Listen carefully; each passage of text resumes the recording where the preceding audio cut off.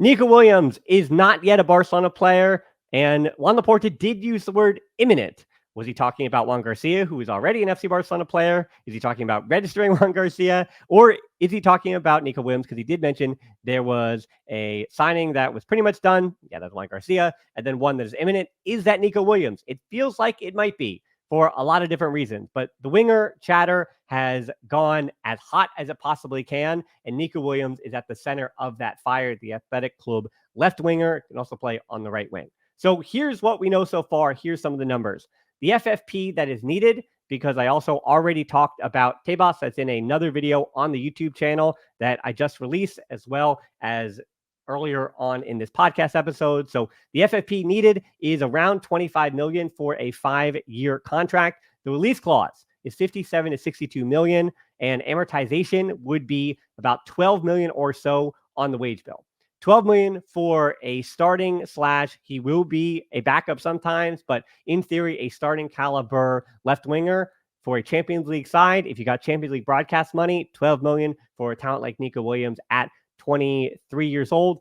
Not too shabby. I can really live with that. That's fine. The release clause also would be spread out across the length of the contract, even though the fee that's due to Athletic Club is upfront. So Barcelona, of course, do not want to have to pay that release clause upfront. They would love to do it in installments. And that's why I think you haven't heard the Luis Diaz thing completely die yet, because there are rumblings that Liverpool are willing to take that number, which, again, if they're asking between 60 and 80 million, that probably should kill the Luis Diaz deal, because he is quite a few years older than Nico Williams. And I know they're different players, but they're not that different in terms of what they might add to Barcelona in a tactics part of this, which I will be talking to an expert on probably later this week or early next week. So the pre-contract, that's the other thing that I don't know if we can truly believe it at this stage, but it has been reported by some people in the know that the pre-contract has been agreed upon. Deco is also today, so maybe by the time I'm recording this and you're watching this, that this is already something that has fully been confirmed. But Deco apparently is in Ibiza right now to negotiate the contract that is reportedly, I said 5-year for, again, FFP, that's 25 million needed for a 5-year deal. It would be a 6-year deal, so that number would also slightly probably come down. And at 12 million for a 6-year deal till 2031 for Nico Williams at his age, again, I like that deal. Number-wise, that all makes sense for me. 62 million release clause for a guy like that who's already won the Euros and all that. Again, I think these are pretty good numbers, especially when you're dealing with Athletic Club. And they, of course, would love to get Barcelona for every dollar they can. But if those are just the figures that Barcelona have to worry about, I'm totally fine with that. And the worry, as I said in that video earlier, is making up the revenue. And if the VIP seats, if that gets approved by the auditors and the Liga for the June 30th deadline, we don't know about what's happening with the Nike deal and money that would come in there. Libero payment that's still been in limbo. Can't expect anything like that. But if numbers come in where they're supposed to, and Barcelona's budget for their wage bill is raised without having to get rid of a, we'll say, big player or an unmovable player, Araujo would be the name. But also, again, Christensen, would they like to keep him around? Ansu Fati will likely be gone. So what kind of numbers will Barcelona be able to work with? I think as far as registration, they're not off by much. So every million does count. Even the 1.5 million sell-on fee for Ludovic Reis from Hamburg to Bruges, every little euro counts. So even that 1.5 mil sell-on there does matter. And that's why a lot of people are still saying, I don't know, because we really truly don't know how things are going to play out. But Barcelona does have now about 8 weeks if he actually does sign, and that's all going to be done and dusted. Can't register until beginning July 1st. So they will have about 2 months to register him. And then the final deadline being September 1st. Remember that happened with Jules Koundé. So Nico Williams could even miss the first few matches of a Liga season when Barcelona will be playing on the road, because the Spotify Camp Nou will not be opened until the 5th match day for this coming season. So that's all the Nico Williams stuff. And the reason why you also have to truly believe that this is very true is that Bayern Munich have been reportedly letting their foot off the gas. That tells you how serious it is, because it's either he's moving to Barcelona now or he's staying at Athletic Club with his brother, and also likely staying on a bigger salary as well. Now, I also want to say that the Lamine Yamal stuff, I've got no comments on who he might be vacationing with. And I just don't want, again, that poor kid, 17 years old, to get wrapped up in A, something he shouldn't be, and B, tabloid stuff, if that is really, truly just what it is. It seems sad. It seems nefarious to me. Really hope it doesn't happen. But in defense of him, what I know is not true is he's not pushing for some Club de Amigos thing. I don't think that's true at all. They're friends. he and Balde, again, Nico Williams of the Spanish national team, Eric Garcia, they all know each other. They're friendly with each other. They're teammates and all those things. It's all professional. These are young players, yes, but they have been given no indications. Again, I want to remind you, going back to the days of Romario and to Rivaldo, or even the stories of Kubala. So yeah, go back, do your research.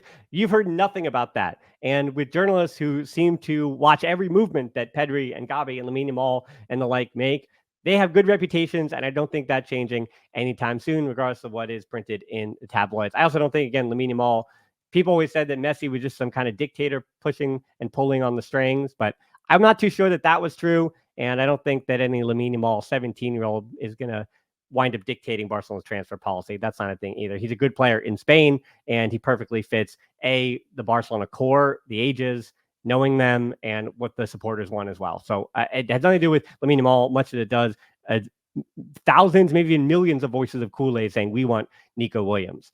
The other options, just to go through them real quick, again, with some of the stats where it's hard to differentiate between all of them, between Nico Williams, Luis Diaz, Ivan Perisic, and Adelan Lookman, and then Marcus Rashford. That's kind of the 5 names, but Lookman, I think that's more fan drawn up than anything else. I think he's going to be a bit too expensive from Atalanta. And when I say expensive, he's also a bit less unproven, but he's also not. He's 27 years old. I think that would be a really good deal. Underrated, but I think you'd already know. Barcelona would already be connected to him more if that was going to be the name to come in.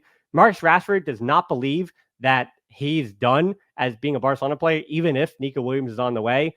And Rashford, he's so different because he's very similar to Rafinha and so different than a left-wing touchline winger, the way that Nico Williams and Luis Diaz are. And I think if Deco, who is currently meeting with Hansi Flick at the moment, I think also in Ibiza, I think if all indications are to be proven, the guy that he wants to bring in is a touchline winger who can play on the left or the right.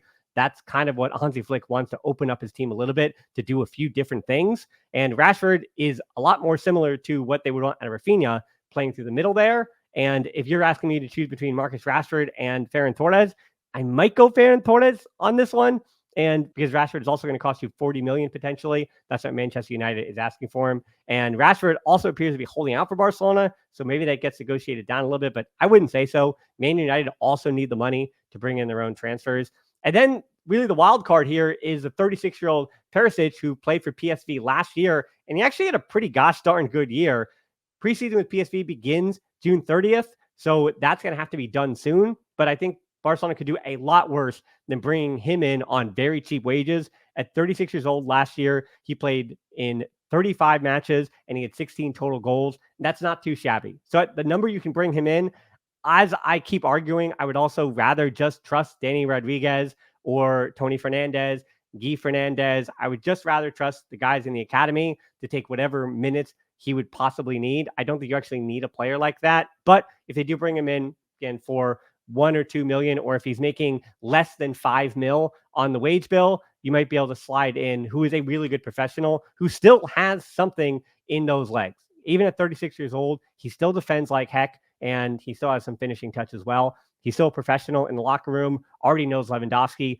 I think as far as Perisic, if you're asking me to choose between him or any of the other options, of course, the other options. But as far as those 4, I think the 5th in Perisic is just a different kind of thing. I know they're all playing the same position, but he's a different kind of transfer than the rest of them. And then finally, with Luis Diaz, Barcelona obviously is afraid that Liverpool is demanding huge numbers because they also just bought Florian Wirtz. And maybe, I know this is tongue-in-cheek for you American baseball fans, but maybe because the Red Sox did trade away Rafael Devers, there might be a little more money for Liverpool to work with. And the Fenway Group, I think that's a lot of hogwash. Those things are very, very separate, as we know. And Liverpool willing to accept the 65 to 80 million in installments.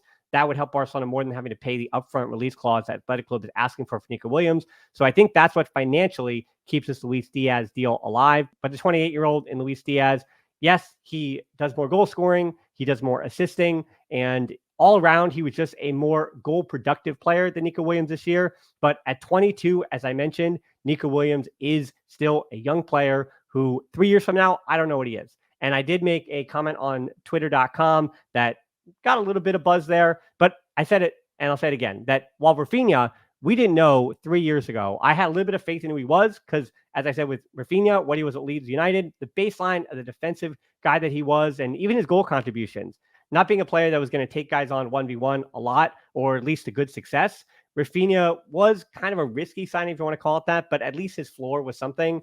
And with Rafinha, because he's raised his ceiling the way it has, Nico Williams, his floor is also pretty awesome at 22 years old. He was injured last year. And yes, the goal contributions were not what you would have wanted. If anything, he really underachieved last year. But at 22, you call that a last year after he had two pretty successful seasons breaking into that athletic club team. He's also pretty good at the Euros as well. And with Nico Williams, what he can become for Hansi Flick, not just this year, but even in the post-Rafinha era, Nico Williams would be a very, very good signing. And I know you could also get on me a little bit for saying that Rafinha was bottom half EPL, but no, he was a bottom half club, that being Leeds United. He was their best player. So he was the talent of a top half La Liga side for a top half EPL side. But no, he was playing for a bottom half relegation fighting EPL team on the right wing. And then look at him 3 years later. He's a left winger Ballon d'Or candidate. We just don't know when it comes to these players, but we obviously know who, in terms of profile, would be a good fit for Barcelona and who wouldn't. Rafinha was a player that they needed because they needed to add some punch to that press up top. And Rafinha has done that with his defensive acumen as well, especially since they got rid of Antoine Griezmann. Because believe it or not, Antoine Griezmann was the best defensive forward that Barcelona have had probably in the last 10 years. Let me know if I'm wrong about that. But yeah, that's, for me, how I'm kind of remember Antoine Griezmann. Not even for the offensive stuff, which again is why he's not still at Barcelona, but the defensive work that he put in, and Rafinha was able to slot in and do a lot of the work that Antoine Griezmann did, if not more. Rafinha is so important defensively to what Barcelona like to do on that press, as well as the moments when they have to sit in a medium block. You kind of need him starting there. And Nico Williams, defensively, isn't too shabby. It's not like he's a complete zero defensively, very much like Lamine Yamal. Those are smart players, and they're not zeros on that side of the ball. So pretty happy with the Nico Williams stuff in terms of his advanced metrics and all that stuff.